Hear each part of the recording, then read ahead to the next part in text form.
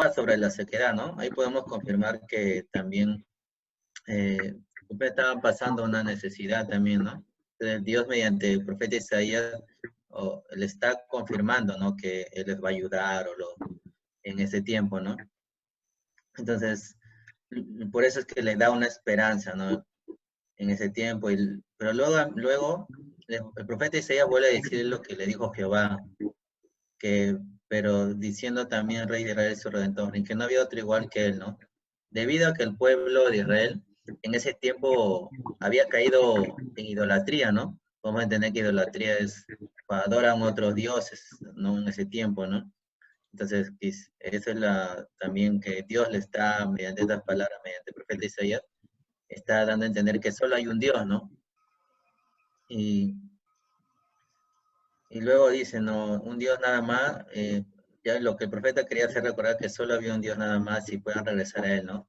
Isaías concluyen que no tengan miedo, ¿no? Entonces podemos ver allí, al inicio le dice primero que también no tenga miedo, casi finalizando este versículo le dice también que no tenga miedo, entonces le está dando una seguridad, tranquilidad, confianza, ¿no? De que Dios está con ellos, ¿no? A pesar de que ellos se estaban alejando, o sea, se habían alejado prácticamente de Dios, ¿no? Pero entonces ahí es donde mencionan que no hay Dios nada más que Él, tampoco fuerte y no había otro, ¿no? Se puede confirmar ahí que solo hay un Dios, ¿no? Y eso es lo que Dios quería decirle también al pueblo de Israel, ¿no? Y la división ahí es donde menciono que yo le puse en Isaías 44, el 1:8, mensaje del profeta Isaías, ¿no? Jehová es el único Dios, ¿no? Podemos mencionar hacia el inicio, ¿no? Que Dios es el único Dios, ¿no? Y eso quiere confirmar la historia, ¿no? Luego puse el mensaje de ayuda de parte de Jehová para el pueblo, ¿no? Esta ayuda que Dios les menciona, ¿no? De, de que, como dije, está, ya que no, que él derramaría agua sobre la sequedad, ¿no? Es uno del versículo 4 donde Dios le da un mensaje de ayuda también, ¿no? Y también luego de Isaías 44, 5, 6, Jehová es el primero y postrero, ¿no? Y también Isaías 44, 7, 8, Jehová es el único Dios y no hay otro, ¿no? Entonces, estos versículos engloban de que Jehová es el único Dios, ¿no? Y esto es lo que netamente puse que se enfoca lo que Dios quiere enseñar a ellos, ¿no? Y la enseñanza en ese tiempo que puse fue que en ese tiempo Dios quería enseñarle al pueblo de Israel en que Él era el único Dios, ¿no? Como mencioné en los versículos, ¿no? Él es el único Dios a quien debían adorar el pueblo de Israel, ¿no? Pero a causa de que ellos quizás se alejaron de Dios, estaban haciendo lo contrario, ¿no? Y es donde, mediante el profeta Isaías, es donde les menciona o les hace recordar también, ¿no? Que Dios está allí, ¿no? Uy, se borró, profesor. A ver, espérate.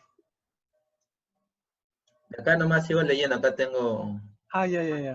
de No, mi está computadora, bien, está bien, está bien. pero no sé si creo si lo agregué, sí, lo agregué un poco más. Ah, no sé si lo voy a subir. Ya. Sí, acá lo Ah, tengo. bien. Estamos viendo la pantalla de todos, ¿no? Mm. ¿Estamos viendo la pantalla de todos? Sí, sí. Ah, ya.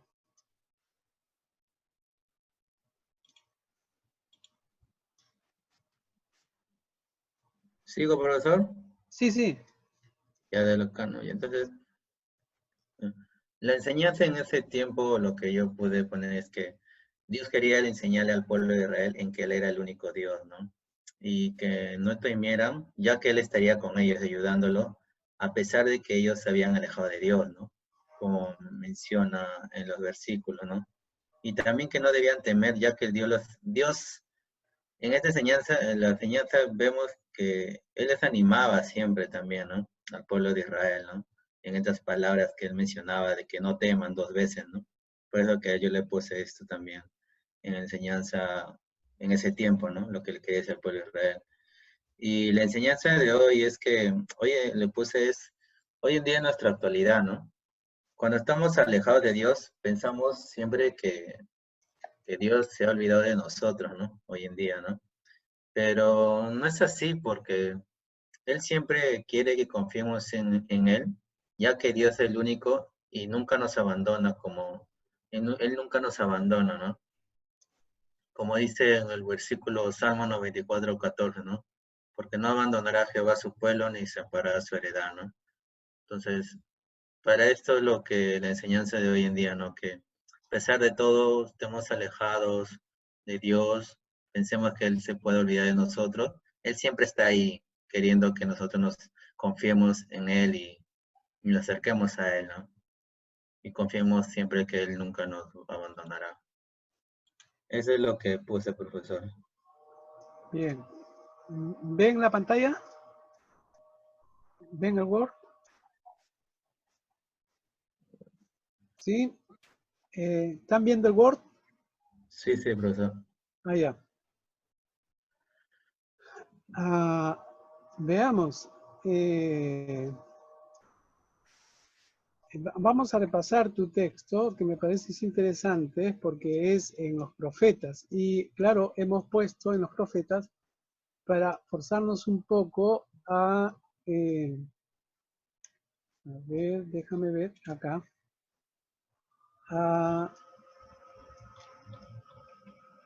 Acá estoy buscando acá está tu texto. El texto que tú tienes.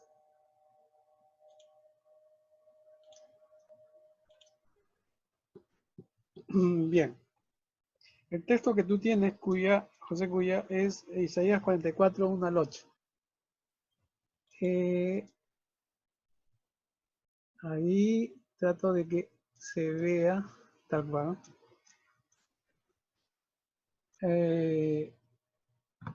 Sí, tenemos Isaías capítulo 44. Capítulo 44. Comienza tu texto diciendo, ahora pues oye Jacob. Pongo aquí Jacob. Pregunto para todos, ¿quién es Jacob? ¿O quién fue Jacob? Ojo, si estamos en el tiempo ya de Isaías, este es un texto resultado de la actuación del profeta Isaías, eso significa que es posterior a Isaías. Isaías es más o menos de mediados del siglo 8 a.C. Vamos a ponerle, no me acuerdo exactamente, pero hacia el 750 a.C. ¿Estamos? Ahora bien, en relación a Isaías, ¿dónde está ubicado Jacob? Pregunto. ¿Qué dices, José Cuya? Ah, Jacob no era igual también como Israel, profesor. Claro. Claro, ¿no? O sea, era un... Recuerdo que en el Antiguo Testamento habla, ¿no? De que Jacob luego le pusieron, ahora dirás, te llamarás Israel, ¿no? Sí. Y Entonces, para seguir en tu información, la información que estás dando, Jacob, ¿de quién fue hijo?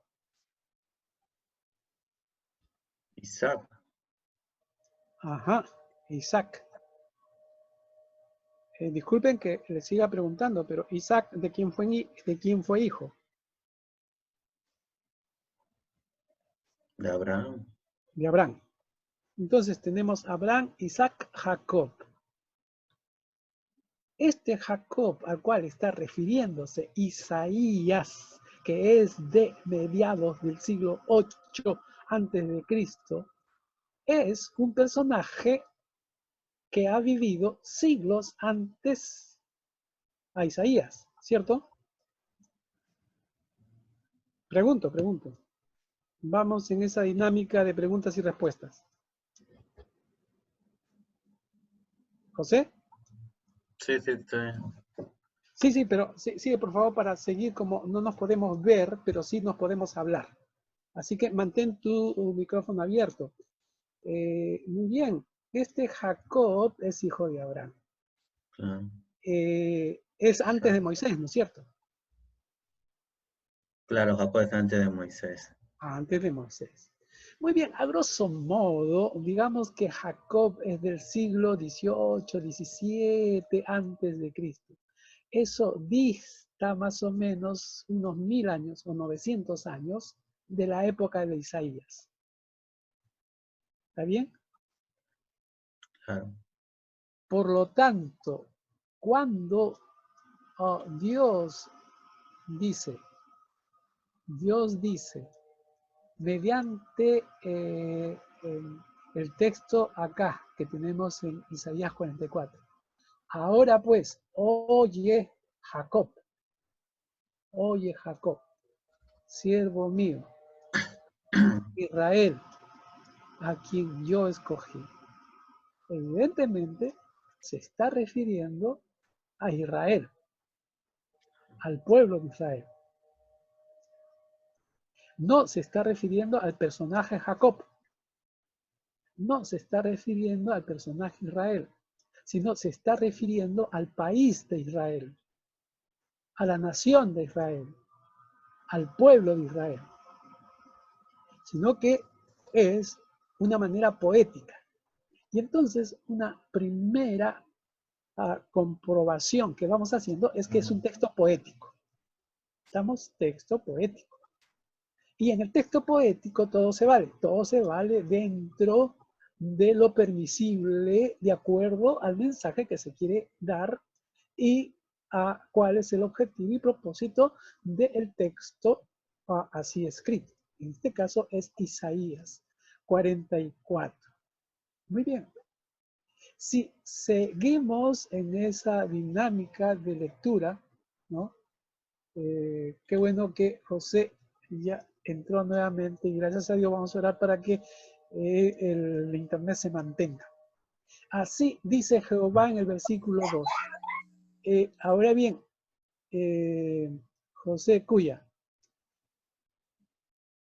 el así dice Jehová.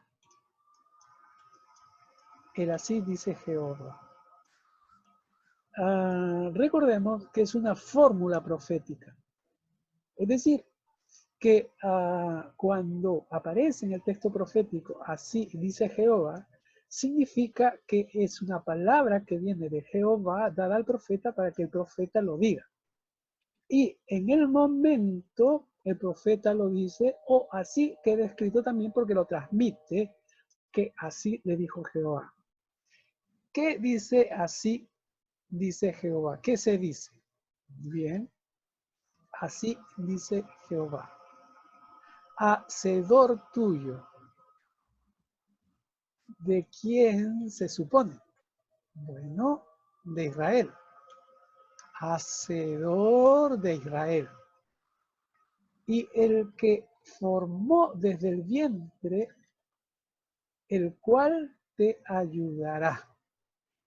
Evidentemente, no se está refiriendo a un vientre materno de una mamá, sino que está tomando la figura. Es decir, es la formación del pueblo de Israel. Y no temas, siervo mío. Siervo mío es un singular. No temas, siervo mío, Jacob. Lo que sucede es que Jacob es Israel, pero como es poético, se expresa de esta manera, ¿no? Ahora, enseguida dice, no temas, siervo mío, Jacob. Tú, Jesurum, a quien yo escogí. No me acuerdo en este momento qué significa Jesurum, la palabra hebrea. Porque yo, ¿por qué no te preocupes? No temas. Porque yo derramaré aguas sobre la sequedad. El sequedal. El sequedal. Ahora, ¿qué aguas son estas? De todas maneras, es una expresión poética.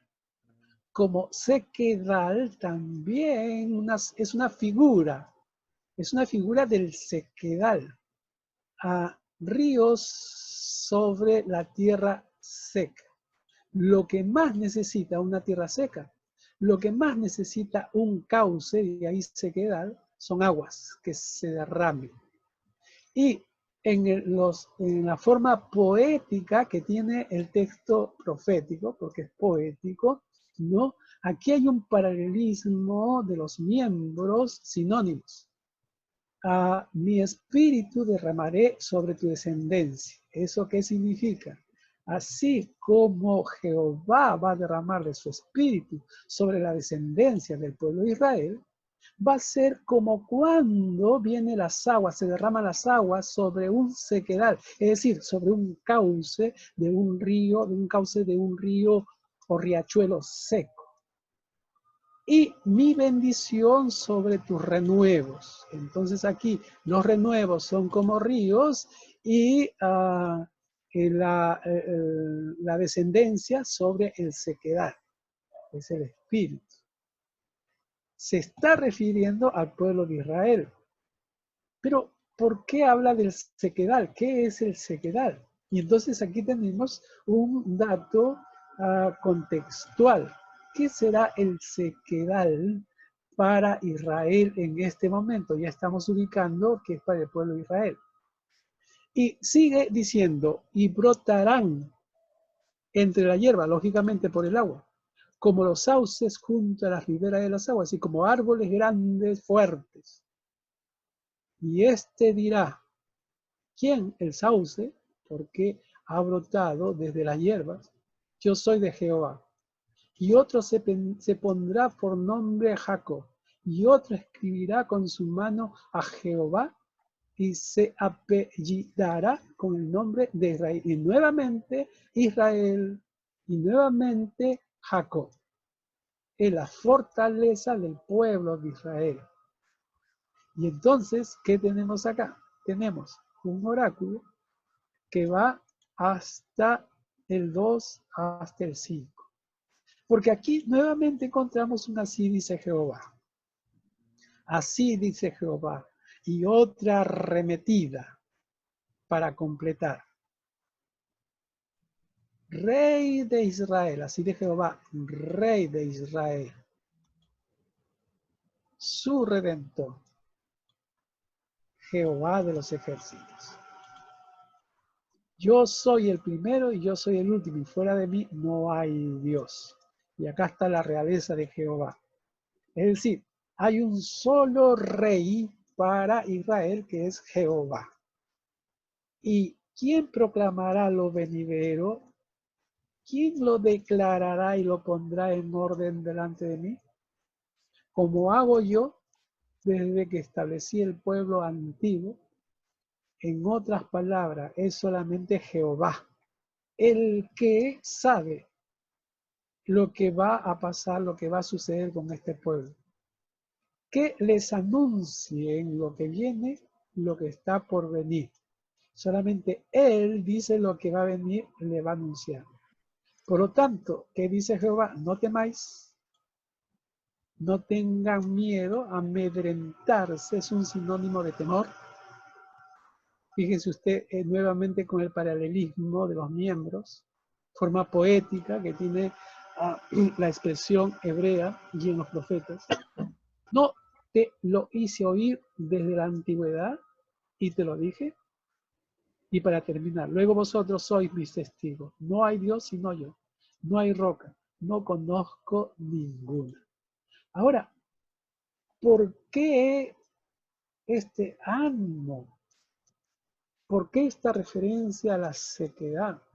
¿Y por qué esta referencia a las aguas que van a revivir y aún van a crecer como árboles fuertes? Y Jehová sabe que lo que necesitan y sabe lo que va a acontecer. ¿Y saben por qué? Porque está dentro del contexto de la vuelta del exilio del pueblo de Israel.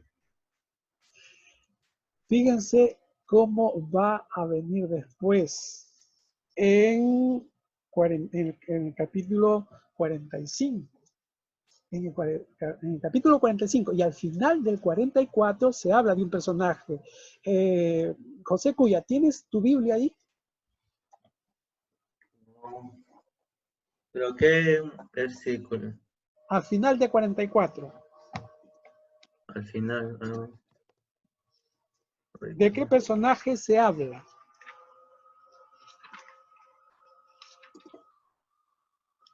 A ver,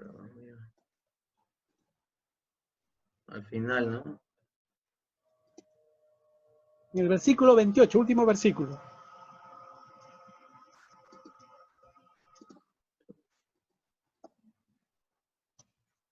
¿Ya lo tienes?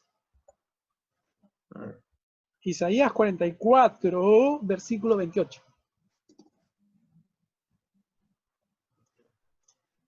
¿Dónde el 28, no? A ver. Al 28, el versículo 28, ¿no? Sí. Y los que escapen de la espada volverán de la tierra de Egipto a la tierra de Judá. Pocos hombres. Sabrá, pues, todo el resto de Judá que ha entrado en Egipto a morar allí, la palabra de quien ha de permanecer, si la mía o la suya. ¿Estás leyendo 44, 28? Claro, 44, 28. A Ah, ver. no, acá Espera, equivocado acá. Estoy, Sí, ahí lo tienes. estaba leyendo 28, ¿no? Y ahora sí. Así que dice de Ciro, es mi pastor y cumplirá todo lo que yo quiero. Al decir a Jerusalén, serás edificada y el templo será fundado. Muy bien. Ahora bien, así dirás de Ciro, o yo digo a Ciro. Yo digo a Ciro, o dirás a Ciro. No importa cómo se traduce, tú eres mi pastor. O sea, en este mismo capítulo 44, que es lo que dice Jehová en palabras o a través del profeta, dice, yo digo a Ciro, tú eres mi pastor, ¿no? Y en la traducción que tengo, que es de la Biblia de Jerusalén, pero pueden haber en otras traducciones también, se pone en tiempo presente para significar y precisar que precisamente se está refiriendo al rey Ciro. El rey Ciro de carne y hueso, no el rey Ciro que vendrá, no, sino el rey Ciro que fue, que ya tuvo su actuación. La pregunta es la siguiente. ¿De cuándo fue Ciro? ¿En qué tiempo vivió Ciro? ¿Tienes la información, José? No, esa sí no la tengo. ¿Alguien la tiene del grupo? ¿Qué dicen los demás?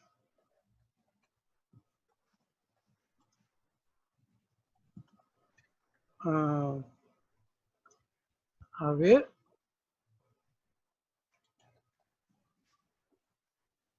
¿Tiene la información, Joel? Ustedes saben que se puede buscar rápido en internet.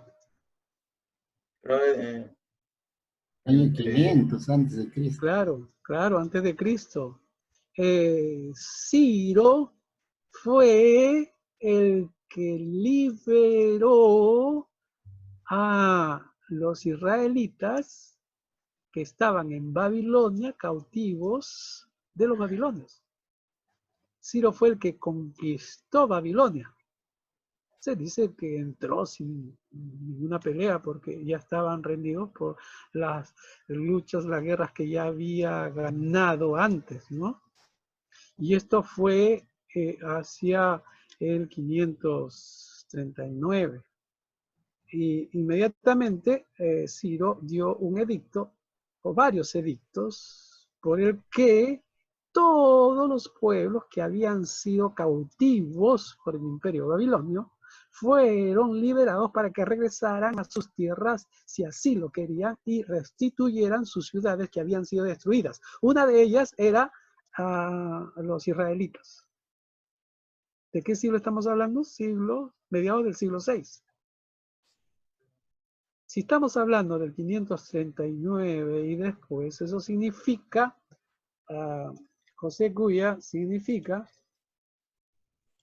voy a volver, que este texto que tú has leído acá, este texto que tú has visto, no es un texto del siglo VIII antes de Cristo.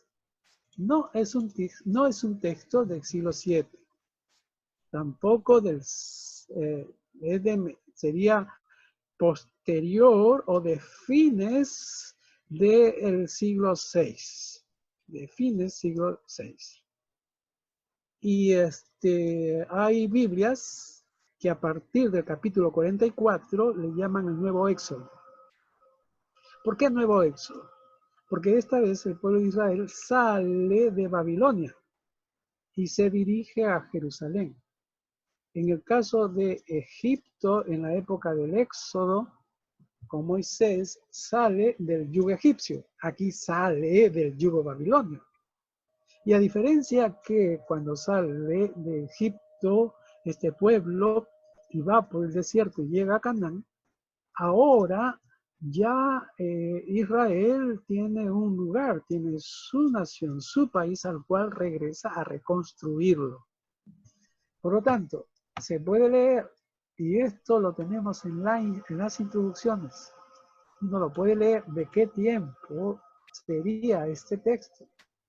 Por lo tanto, ¿cuál es el ánimo que Dios da a Israel como pueblo?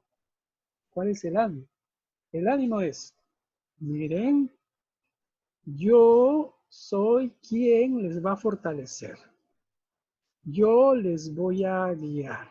Yo les voy a dar agua. Pero el agua como símbolo de que les va a solventar y les va a guiar hasta que lleguen a Jerusalén. Eso es lo que tenemos acá. Entonces, lo que tenemos acá es la guía de Jehová al pueblo de Israel y la seguridad que le va a salir bien y el ánimo que le da para que no teman a lo que va a venir. Ya han pasado como 5 décadas de exilio babilónico y ellos no sabían cómo podían liberarse, pero como lo hemos dicho y como se ha probado con Jeremías 47, 1, 7, en el que Dios se valió de los babilonios para castigar a los filisteos por su incursión, por su atrevimiento, es decir, de juzgar, de tratar mal a Israel. Igualmente, Dios se ha valido, en este caso, de los persas para someter a Babilonia. Qué interesante. En el texto de Jeremías, Dios se vale de los babilonios para someter a los filisteos, y ahora Dios se vale de los persas para someter a los babilonios. Se está ratificando el principio de Dios. Dios quiere la justicia. Muy bien. Esto es lo que quería decir con respecto al texto. Entonces volvemos a lo que estaba compartiendo José. Y aquí está, José Cuya, ¿no? Tú le has llamado a todo el texto el mensaje del profeta Isaías. Jehová es el único Dios. Mensaje del profeta Isaías. ¿No sería mejor aquí ponerlos en términos de Jehová guía al pueblo de Israel hacia el retorno a su tierra, a Jerusalén. Pregunta, ¿no?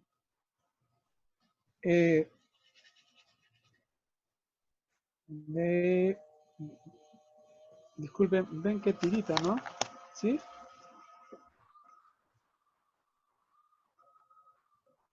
Díganme, ¿se ve bien la pantalla o está tiritando? Se ve bien. Ya. Bien. La enseñanza del texto, entonces, ponías que en este tiempo Dios quería enseñarle al pueblo de Israel en que Él era el único Dios. Bien. Que no temiera, ya que Él estaría con ellos ayudándole a pesar de que ellos se habían alejado de Dios. Yo diría que sí, que no temieran, ya que Él estaría con ellos ayudándoles. Pero yo no sé dónde está que se habían alejado de Dios. Sí está que no debían temer, ya que Dios les animaba con palabras, pero no encuentro el a pesar de que ellos se habían alejado de Dios. No sé si se me ha pasado, José Cuya, porque a uno siempre se le pasa, ¿no? ¿Dónde tú encuentras esta enseñanza del texto para su tiempo? Sí, José Cuya. Yo lo agregué en algo que se puede, algo que yo sentido así, a veces como palabras que no están escritas, pero se puede entender.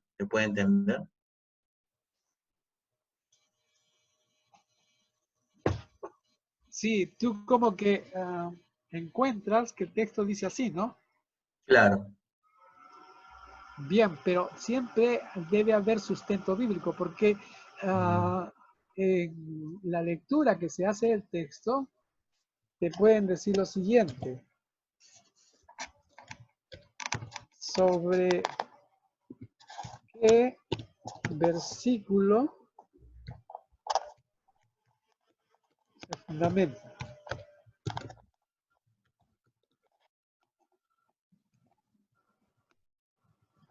Sobre qué versículo se fundamenta. Entonces, es muy importante que tengamos siempre un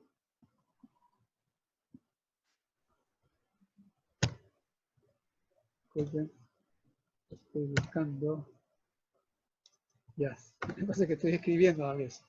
Versículo, ya, se fundamenta. Muy importante entonces, y para los demás también, ¿no? Ahora, si vamos a la enseñanza para hoy,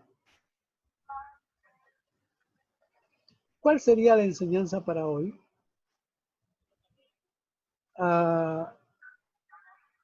La enseñanza es personal o es grupal o es colectiva. La enseñanza es para una sola persona o es para una colectividad. Si aquí era el pueblo de Israel que tenía que regresar a Jerusalén y tenía miedo, tenía temor, ¿no? Pero Jehová les anima y le dice, mira, no te preocupes, yo te voy a dar agua, es decir, no va a haber sequedad, mi espíritu les va a alentar. Y entonces es colectivo. Sí, se habla de la confianza, pero se habla de la confianza, y en todo caso será la confianza para aquellos que se emprenden en una tarea, y es una tarea de restituir, de reconstruir. Ahora, está muy bien que se ponga versículos Pero cuando se ponen otros versículos que no son parte del texto que estamos analizando,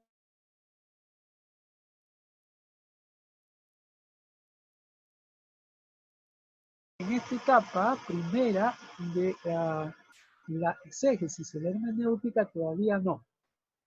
Y aquí tenemos que encontrar la enseñanza. Bien, estamos haciendo esto porque estamos aprendiendo.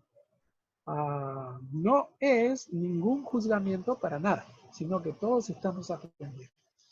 Muy bien, José, acá tienes el segundo texto que te tocó, Lucas.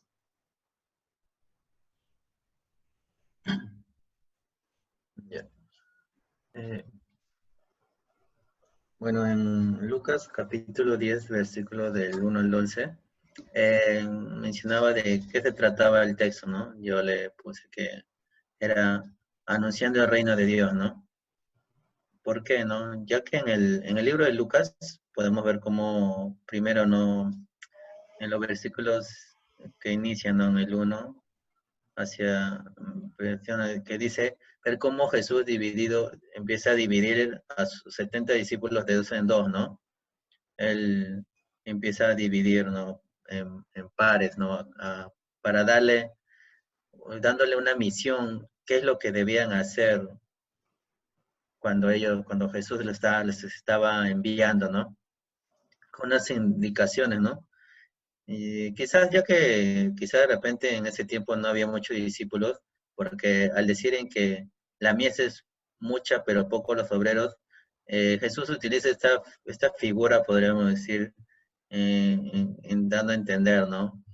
Estas palabras. Jesús les habla de una manera, podría decir en un sentido figurado, como mencioné, diciendo lo que tenía que decir los discípulos, ¿no? Y lo que menciona ahí en los versículos, y lo que debían hacer y no hacer en las casas que ellos entrarían, y también allí, también ellos puedan anunciar que el reino de Dios se había acercado, ¿no? En ese tiempo, esa era la misión que Dios les estaba encomendando luego de haberles dado estas indicaciones a los discípulos a quienes Jesús estaba enviando, ¿no? Y era una manera también en la cual el reino de Dios se pudiera extender en diferentes lugares, ¿no? En ese tiempo, ¿no? Porque si hablamos de que eran 60, de 2 en 2 eran 30 discípulos que iban a ir a diferentes lugares, ¿no? Eh, no, ya, pues, Sí, sí, está bien, continúa. ya. Así también ellos pueden hacer que el reino de Dios se ha acercado. Y era una manera también en la cual el reino de Dios se pudiera extender a diferentes lugares. Les daba las indicaciones que debían hacer o sea, también Jesús les estaba dando unas indicaciones, qué es lo que debían hacer cuando sanen a los enfermos, ¿no? Y si es que no lo recibían en una ciudad, también qué es lo que debían hacer, también Jesús le da indicación, ¿no? Y concluye diciendo o sea, lo que pasaría, lo que dirían si no, cuando no recibieran en una ciudad, ¿no? Y concluye diciendo que será peor que lo que le ocurrió al Sodoma, ¿no? Como sabemos, lo que le ocurrió a Sodoma es a causa de su pecado, de su desobediencia, Dios lo destruyó, ¿no? Ese lugar. Ya que Sodoma era un lugar en el cual Dios destruyó a causa del pecado, ¿no? Que nosotros conocemos. Luego, como mencioné al inicio, ¿no?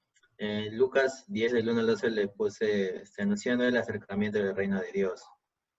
De Lucas 10, del 1 al 2, la razón por la cual Jesús manda a sus discípulos.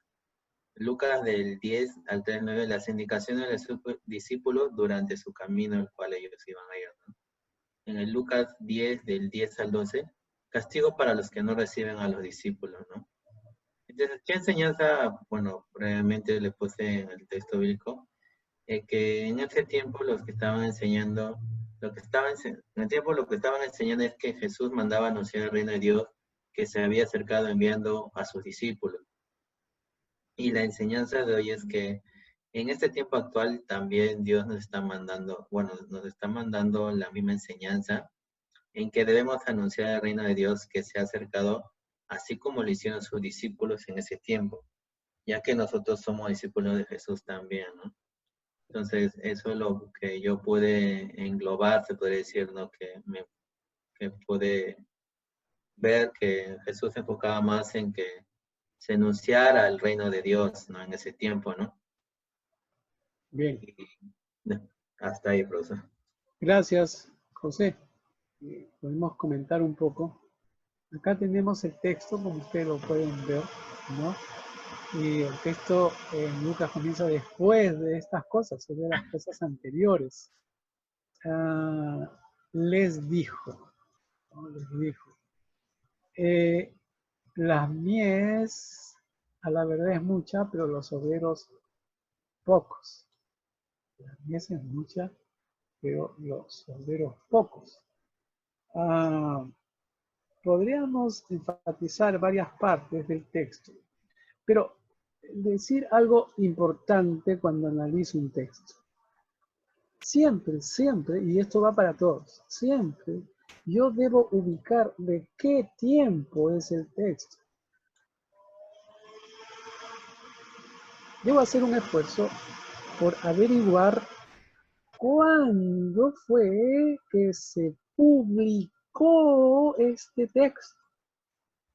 Ahora, ya tenemos los conocimientos suficientes como para saber que los evangelios surgieron individualmente como los demás libros del Nuevo Testamento y después se juntaron y, dicho sea, el canon del Nuevo Testamento se había constituido ya inamovible hacia el comienzo del siglo V después de Cristo. Eso quiere decir que hasta que se constituyó como un corpus de tal forma inamovible, canonizado, desde que se escribió, en este caso Lucas, han pasado como 4 siglos, por lo menos, ¿no? Pero bueno, estamos ahondando un poco sobre lo que quiero decir.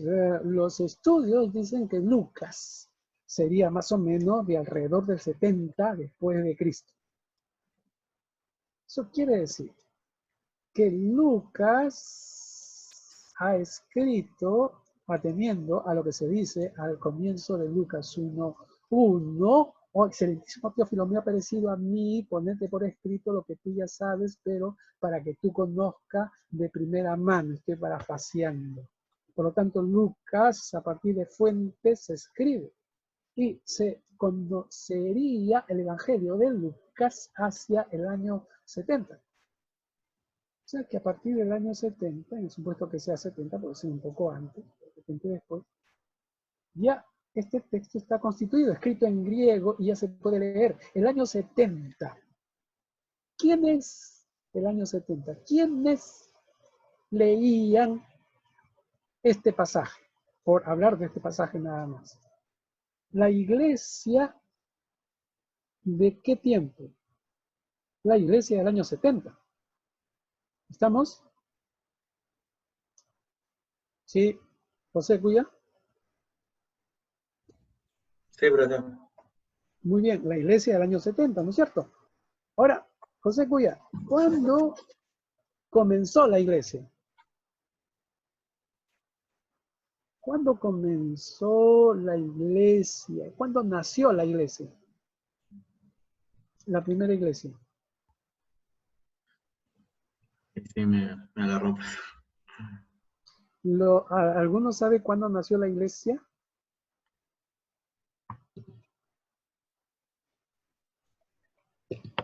¿Alguien sabe cuándo nació la iglesia? ¿En qué año? La iglesia, la primera iglesia. A ver, voy a dejar de compartir porque ya me preocupó. Ya pienso que estoy solo, pienso que estoy solo. La iglesia no nace en Pentecostés. Claro, en Pentecostés. ¿Y qué año sería Pentecostés?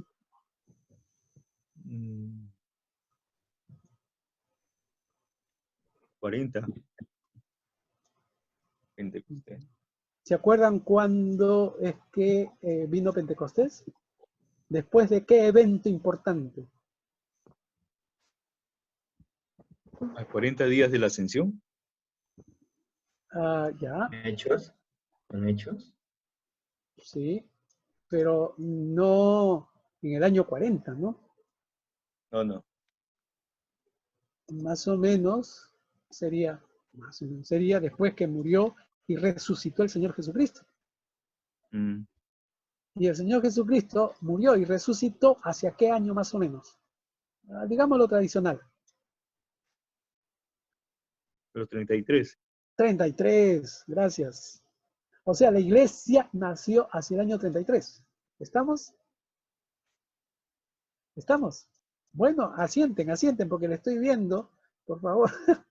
Y es como si estuviéramos Sí, sí. en sesión, ¿no? Cara a cara. Vamos con confianza nomás. Y eso significa que desde cuando nace la iglesia hasta el momento en que se publica Lucas, han pasado más o menos 40 años. Eso significa que la iglesia tiene una antigüedad de 40 años. ¿Estamos? Sí, pues. Bien. La iglesia ya tiene una antigüedad de 40 años. Ya hay una segunda generación. ¿Qué necesita la iglesia? La iglesia necesita información. Voy a compartir entonces nuevamente. Y esta es información. Esta de acá es una información. Esta es una información. ¿Para qué se da esta información? Y podemos sacar acá qué se quería enseñar con este texto. ¿Qué se quería? Primero, podríamos decir, ¿no? La mies es mucha, pero los obreros pocos. Ahora, no significa que hayan poquísimos obreros, o de repente sí habría que estudiar y ver el tiempo, cómo se daba. Pero sí, la realidad es que la mies es mucha y se necesitan más obreros en este tiempo, ¿no? Como también recogida de las palabras del Señor Jesús en su momento. La mies es mucha, pero los obreros pocos. Y entonces, fíjense las indicaciones, no lleváis bolsa ni alforja, en fin, en cualquier casa donde entre. Entonces son normas un poco para hacer la misión. Hay un texto del siglo I que se llama la Didaché o la Didaqué, que no ha entrado al canon, pero que sí se reconoce de fines del primer siglo y es un libro muy importante escrito para la enseñanza de la iglesia, y en el cual se dice que a los evangelistas o misioneros itinerantes, hermanos itinerantes que van de pueblo en pueblo, hay que acogerlos y hay que darles hospedaje. Pero si se quedan mucho tiempo, ya no. Y precisamente por la costumbre que ya había en ese momento. Sí, estas son instrucciones para el momento y acá podemos sacar las enseñanzas. Fíjense que en este tiempo hay sanidad de enfermos, es decir, los misioneros oran por sanidad. Y puedo pasar entonces a la enseñanza para hoy, para cerrar aquí y irnos a nuestro break de 5 minutos. La enseñanza para hoy. Si nos referimos a,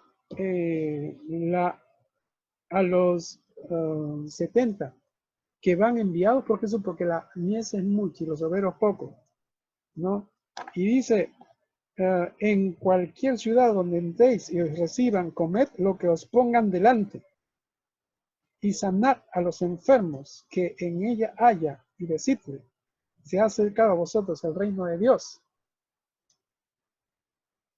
Pregunto, ¿cómo actualizaríamos para hoy? Para hoy, con pandemia. ¿Qué diríamos? ¿Cuál sería la actualización? Y esta es la interpretación para hoy. Bueno, no voy a forzar, ¿sí? Pero aquí se nos está diciendo que el ministerio de la iglesia es sanar. Ahora, puede ser que a través de los ministerios, pero también tenemos a la iglesia sanadora. Entonces, fíjense todo lo que le podemos sacar al texto. Si llevamos o si aplicamos el método que estamos siguiendo y solamente teniendo en cuenta y circunscribiéndonos a lo que se está pidiendo para los textos.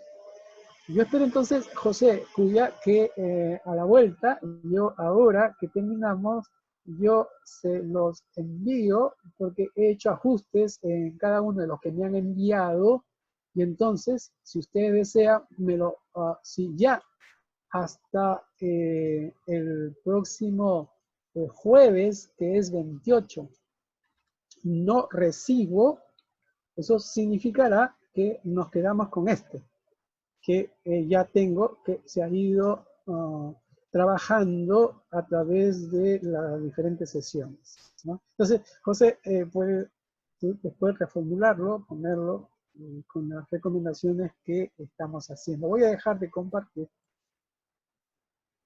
Muy bien, ¿alguna inquietud, alguna pregunta? Después seguimos en la próxima. Seguimos con Joel. ¿Sí? Así que Joel, ve preparándote, ¿no? Bueno, en lo particular sí, escuchándolo ahí, como la manera como lo ha mostrado, sí, a mí me ha quedado más claro ya lo que es cómo, ¿verdad?, hacer una exégesis completa y hermenéutica, ¿no? Tal Bien, vez yo lo veía de una manera quizás más breve, pero no tan extensa, ¿no? Entonces voy a mejorarlo para poder mandarle nuevamente, agregarle más todavía, que ahí me falta. bien, José, muy bien. Vamos a hacer un alto entonces y volvemos en 5 a 7 a 8 minutos. No